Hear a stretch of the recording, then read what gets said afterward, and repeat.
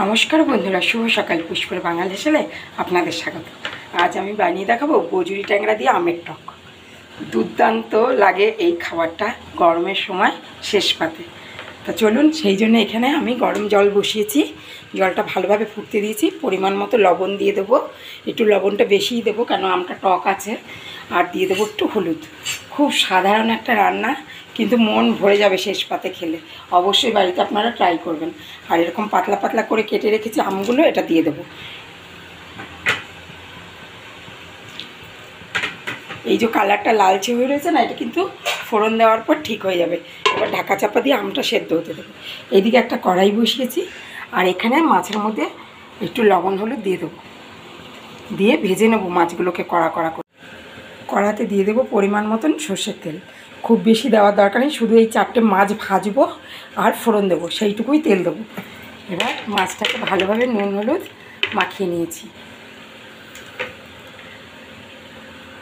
তেলটা দেখুন খুব ভালোভাবে গরম হয়ে গেছে। এখন আমি মাছগুলো দিয়ে দেবো, দিয়ে ঢাকা দিয়ে ভেজে নেবো কড়া কড়া করে।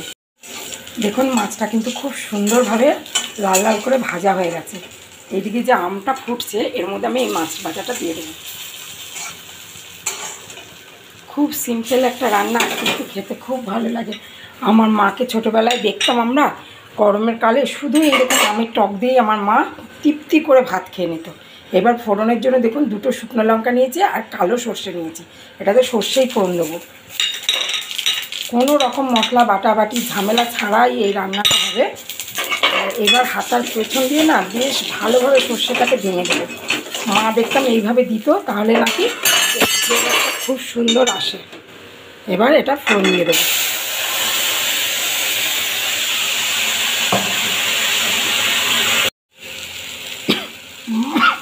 মা বলে এইভাবে ফোড়ন না দিলে নাকি এইসব রান্নার স্বাদ হয় না। বলে টক বগিয়ে ফুটবে, ফোড়ন ছিটে ফিটে বাইরে বাইরে পড়বে, তবেই তো হবে ফোড়ন ওটা। আমার মা কিন্তু এইভাবেই ফোড়ন দেয়। পুরো মায়ের স্টাইলে আমি রান্নাটা করার চেষ্টা করলাম। যদি আপনাদের ভালো লাগে অবশ্যই পাশে থাকবেন, কমেন্টে জানাবেন কেমন লাগলো। কত সাদামাটা একটা রান্না। যখন এরকম ফুটবে ফোড়নটা দেওয়ার পরে, তখন আপনারা লবণটা একটু চেক করে নেবেন। প্রচণ্ড টক আমটা, সেই জন্য স্বাদটাকে ব্যালেন্স করার জন্য সামান্য একটু পরিমাণে চিনি আমি অ্যাড করলাম। তো বন্ধুরা, আমি কিন্তু অপেক্ষায় থাকবো আমার মায়ের এই পছন্দের খাবারটা আপনাদের কেমন লাগলো অবশ্যই জানাবেন। একদম রেডি হয়ে গেছে বজুরি ট্যাংরা দিয়ে আমের টক। আমি পরিবেশন করে আপনাদের দেখাচ্ছি। এটা তো রেডি হয়ে গেছে। এবার এটাতে আরও সুন্দর ঘ্রাণ আনবার জন্য আমি কয়েকটা গন্ধরাজ লেবুর পাতা নিয়েছি। এটাকে বেশ হাতে এরকমভাবে চটকে যেই পাত্রে আমি এটা পরিবেশন করবো সেই পাত্রে ঢেলে দেবো, রেখে দেবো। ও কি সেন্ট বন্ধুরা, কি বলবো।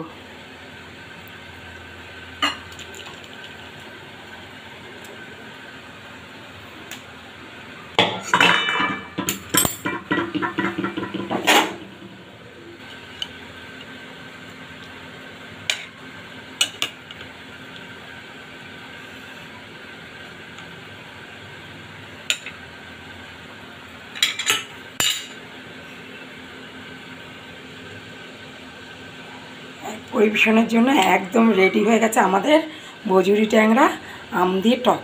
এভাবে বানিয়ে গরম ভাতের শেষ পাতে সপরিবারে উপভোগ করুন।